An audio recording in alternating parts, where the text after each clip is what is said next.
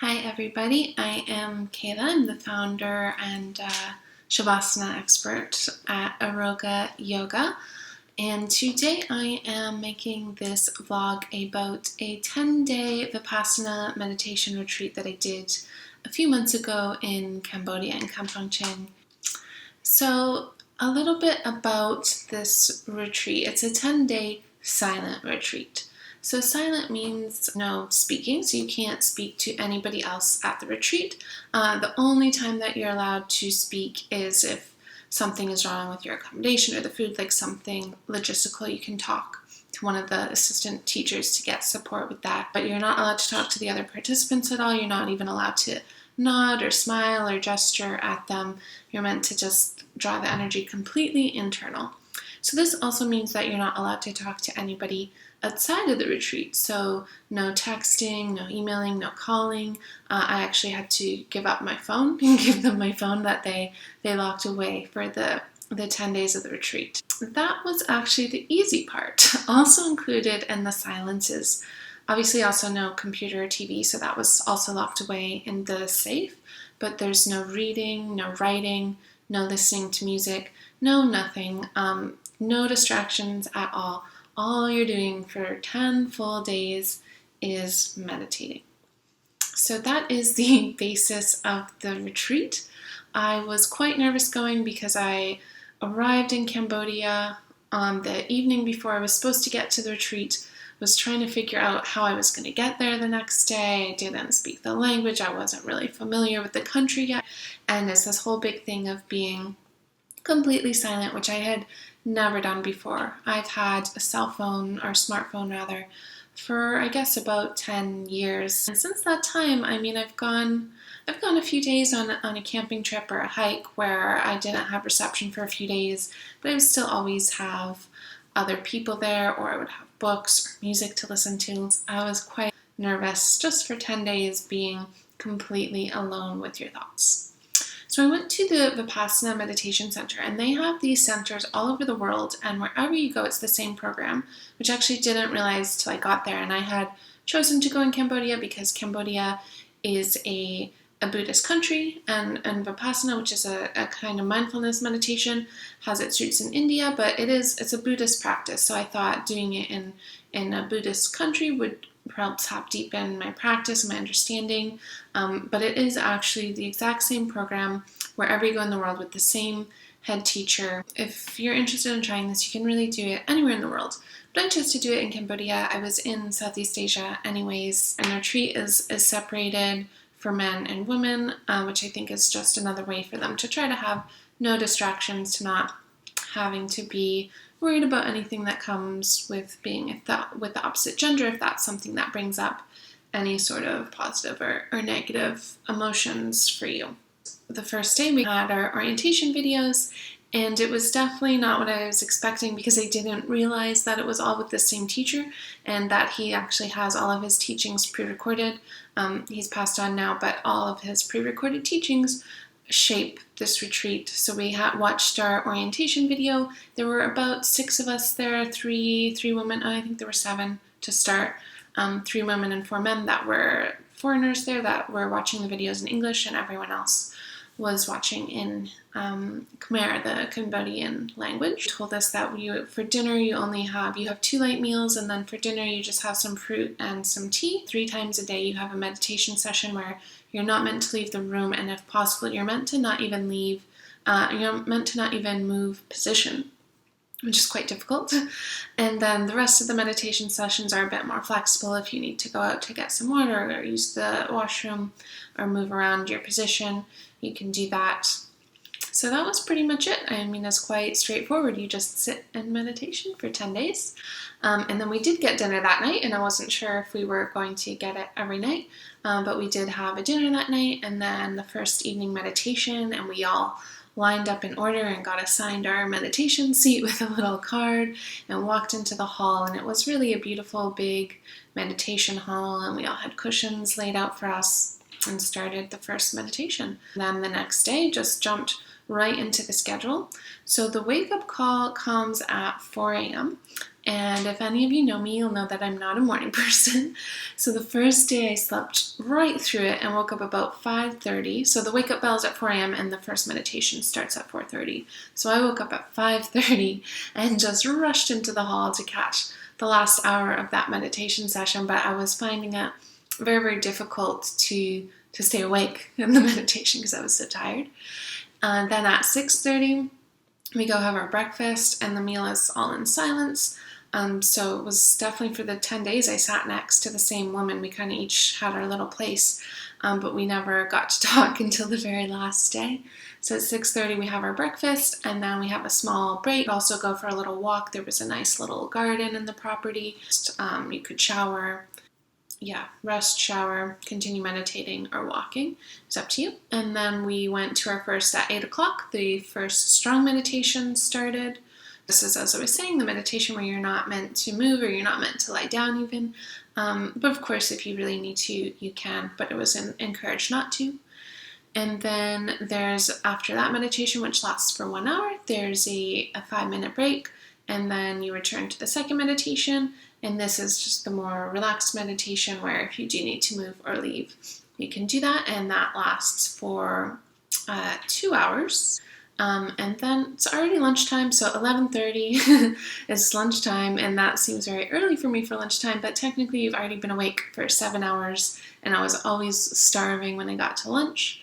And then after lunch, you have another little break where, again, you can go for a walk, you can rest in your room, you can shower, you can wash your clothes if you need to. And then we return to the hall for another strong meditation, 1 hour. Again, you get a 5-minute break, and then you come in for the afternoon meditation, and this one is 90 minutes. And then you leave for dinner after that one. And I was very happily surprised to learn that the new students, so if this was your first time at a Vipassana Meditation Retreat, you did get a normal dinner. If you were a returning student, if this was your second or third or fourth time at a Vipassana meditation, you only got a piece of fruit and some tea for dinner. But I was very hungry, so I was quite happy to get the dinner. After dinner, there's your last strong meditation of the day, so a 1 hour session where you're not meant to move. And then after that, you have a discourse section, and this is the only time where you get any sort of input other than a meditation for the entire day. And it's the pre-recorded video of the teacher, and each day he shares a different teaching about the Vipassana technique. So for the first few days, you work on just the breath, just noticing the breath and noticing the breath as it comes kind of in and out of your nostrils. And then as you go on to the later days, especially starting day 4, you start to do different body scan techniques, becoming aware of the whole body, and these things get explained in these hour-long discourse sections. And then after the discourse, you have one more, just 1 hour short meditation, and then it's bedtime. Lights out are at 9 p.m. Because your wake-up time is at 4 a.m. So that's the day. What did I think of this retreat? I have quite mixed feelings about it. So I'll talk about, I guess, what I liked and what I didn't like. So the thing that I found easiest and that I enjoyed the most was the silence. And I will say that I cheated, I will admit that. And that they didn't check your bags for anything if you had any books or anything like that.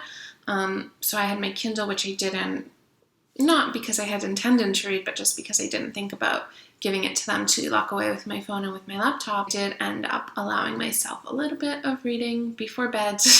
So I definitely had a cheat, and I kind of made a deal with myself that I was only going to read classical books. So I read Beowulf, I read The Poetics by Aristotle, I read this Greek play that I'm not even going to try to pronounce because I don't know how, but it's a Greek comedy that I really enjoy that I had seen in Greece a couple years ago. So I did cheat. But other than that, I'm a person that's quite introverted and can sometimes be quite socially anxious. So not having that pressure of having to make small talk with the other women at the retreat was actually quite a relief for me. And I do think that it allowed me to have much more energy and focus for my meditation sessions because I didn't have these anxieties around like, oh, what am I going to talk about at lunch? Trying to think of things to say. And on the last day when we could talk, I did get to talk to the other women, and they were all very, very lovely, and all were teaching me and the other foreign girl about what the kinds of foods we were been eating were called, and teaching us some words in Cambodian. But it was definitely a relief not to have to talk to anybody for those 10 days. I had been very worried about being without my phone. As I said, I hadn't really been without it. I hadn't really been cut off in that way before. But that was surprisingly easy. There were a few times when I just wondered, if something was going on that I needed to know about, or wanted to see, what did my friend say to this email that I had sent her? But for the most part, I honestly didn't mind it at all. And it really made me feel quite strong and resilient, just to know that as much as I often feel like I'm dependent on my technology or addicted to checking my phone, I'm actually not. And it was actually quite easy to do that. The other thing that I liked was just the time to do nothing. And one of the challenges, which I'll get to in a minute, was that I couldn't write, and I was restricting my reading, and that was a big challenge. But actually it was very nice to do nothing, and it was quite surprising at even a few days in of having no stimulation and no input. My mind was still chatter, running.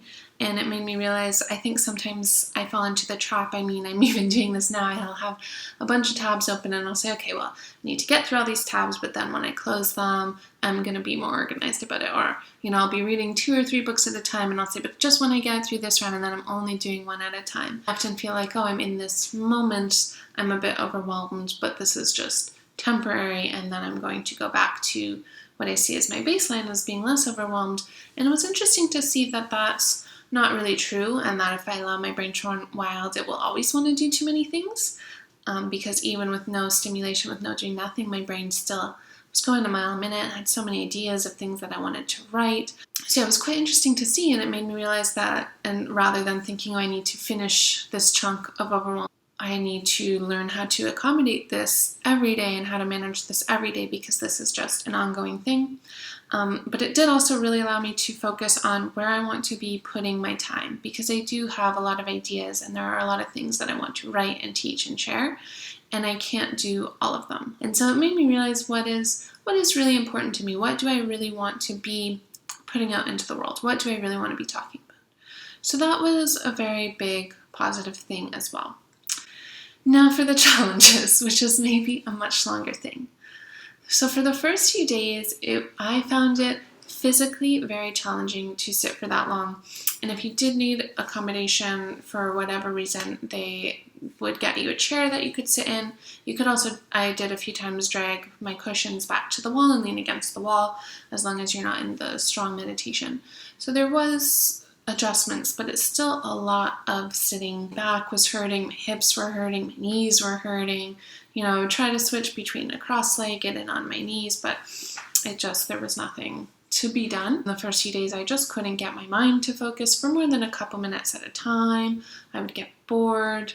I did not like the discourse sessions at all. So the teacher that I've been talking about, S.N. Goenka, he was not a good teacher for me, as much as I do believe in the practice. And I'll talk about this a little bit more at the end of how it affected my life after the retreat. His teachings did not resonate with me, and I found those discourse sections very hard to sit through. And then as the days got on, he would begin speaking more in a recorded voice during the meditation sessions. And because I found that he wasn't a good teacher for me, it made me often lose my focus. So those were some big challenges. The food was another challenge. I was not used to Cambodian food. I quickly got a little bit sick of the food and often would just have rice and ginger or something, so I'd get really very hungry. Sit in the meditation hall and I feel like I'm fighting this battle, and then I look around and everybody seems very calm and serene in deep meditation. Sometimes it could feel like I was the only one who couldn't sit still. That ended up not being true when I was able to talk to people at the end. Everybody was struggling.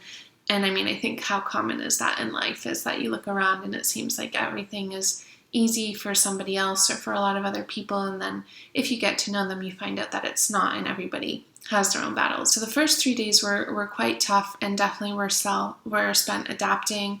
I felt like I just needed to write, I just needed to read, I needed to work. But around day 4, which is when we get into the more body scan meditations, I started getting better at going for long walks in the garden and just allowing myself to think, to have these ideas without needing to record them or to write them down or to do them, but just to see where the ideas went, where I want my writing and my yoga practice and my teaching to look like for the next year. And I realized I don't need to write down every single idea right away. I don't need to do them right away. I can kind of let them run their course. And then if in 10 days I'm still really excited about the idea, I'm going to write it down. But there's also a good chance that I had ideas that weren't exciting and didn't stick. And that is completely fine as well. So once I get to that day 4 or 5 point, I start to get deeper into the meditation practice. So I find, the first few days I could maybe 2 minutes I was focusing and then my brain was wandering, and then 2 minutes of focusing and the brain wandering. Now I'm finding that I can start to do longer stretches, and it's just very comforting and grounding. And I'm finding myself having a lot more energy in these middle days. I'm going for walks every day. By day 6 or 7, I'm actually surprised at how much my body has adapted. My legs can go so much longer without getting numb. My knees aren't hurting anymore. My hips aren't hurting anymore. My back's not hurting. I think I've actually very much improved my core strength just from sitting in meditation. If you've come to my classes or seen my videos, I'm a big fan of being gentle with my body, and I don't want to be in pain. I want to be challenged, yes. But those kind of pains, especially the hip and knee and back pains, is not something that I would normally kind of push myself through. But the teachers, when I spoke to the teachers about this pain, they said just keep trying, keep going. And it was very surprising how quickly my body adapted to be stronger and more flexible just by sitting. My hamstrings were so loose, my hips were so loose, my core was strong, and all I had been doing was sitting for hours a day. It also made me think about how probably bad it is that we all sit in chairs all day rather than on the floor. And I realized, for many people with different physical needs, it's not possible to sit on the floor. I know standing desks are all the rage right now, and it made me think, what about just sitting on the floor and working on the coffee table, which is actually what I'm doing now to record this. And then around day 8, things start to take a bit of a turn for the worse. I'm counting down my time, and I feel like I'm ready to go. My mind starts wandering again. It just reminded me that, life is not linear, and progression is not linear in anything, in your career, in your creative work, in your health. Things are not linear. It was a real challenge for the first few days, and then it was getting deeper, and I was like, wow, I'm going to be such a great meditator and so zen and present by the end of these 10 days. And then, of course, I wasn't, because it got more difficult again. So it's just a good reminder.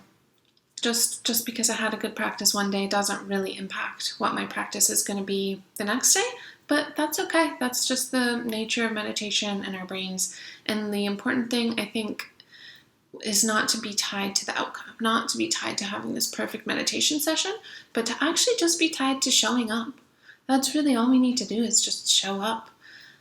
And then the last day, day 10, when we're allowed to talk, felt really nice. Everybody just felt so happy to speak to each other. We got this great Cambodian curry. It was the best dish we had had the whole time at the retreat, I think. And everyone was excited to talk about it. People were really excited that we were there as foreigners, and they wanted to share their culture with us. Finally, the morning of the last day, we have our last meditation section. We're allowed to get our phones. It's so excited. Took the bus back with everybody back to Phnom Penh, and got to talk to some of the other foreigners, especially just to see what everybody's perceptions were. And it was just really nice, a really nice community feel. And then once I got back to Phnom Penh, I actually just hopped on another bus to Siem Reap, which is where Angkor Wat is. And it was super cool to do that meditation retreat and then go to this really magical place of Siem Reap and Angkor Wat and be fully present in these old temples. So it was really cool and fun. By the time I left the retreat, I had very mixed feelings about it. I did find the practice was good, but as I said, the last few days I was feeling very restless, like I was ready to go. And also, as I said, SN Goenka, the teacher, did not really resonate with me in the way that he taught, and the way that he spoke, and the way that a lot of the concepts were set up. And I just felt very grateful that I have done the mindfulness-based stress reduction course, and I've had so many other wonderful mindfulness meditation mentors and teachers that I was able to still get deeply into the practice and appreciate the practice, even though he was not the teacher for me. A lot of people really very much like his teaching, so that's just a very personal thing. And maybe if you're thinking about doing the retreat, you can watch a few videos of him online just to see if his style resonates with you. I felt very good in the weeks after. I mean, the first day I kind of was so excited. I got on my Netflix. I ate meat, I had bacon and eggs, I think, which I was craving. But I wanted to stick with the practice, so I made the goal to meditate for half an hour every morning and half an hour every evening. I was no technology, completely offline up until noon, which was also really nice because it allowed me to do some really deep work in those mornings. And actually, just a few weeks after the meditation retreat, I finished the first draft of my novel. And I think that is very much owed to the fact that I was having those offline mornings, and also that I was just used to now those longer periods of focus and concentration. And my other work as well was moving a lot quicker. I felt more connected to what I was doing and more excited about what I was doing. It also made me think about interacting with people and what those relationships mean and how they play out. And it felt so exciting to be able to talk to my friends and family again. There were just a lot of nice moments of connection that I especially appreciated.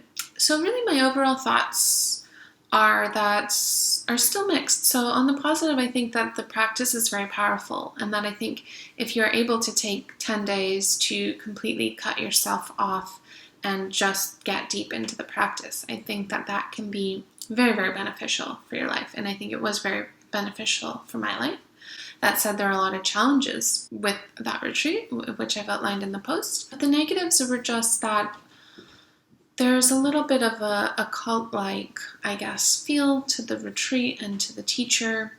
And it is very challenging to sit for those 10 days. So would I do it again? I'm not sure. I would like to take another period of time where I'm completely offline for 10 days or for 1 week, but I don't know that will be a Vipassana retreat. So whether that's another meditation retreat, whether if that's a self-directed retreat where I just rent somewhere in the wilderness to go by myself for some time and maybe work or maybe just meditate, I'm not sure. So I think a lot of the teachings were very, very beneficial to me. A lot of the teachings are things that I want to repeat again in my own life.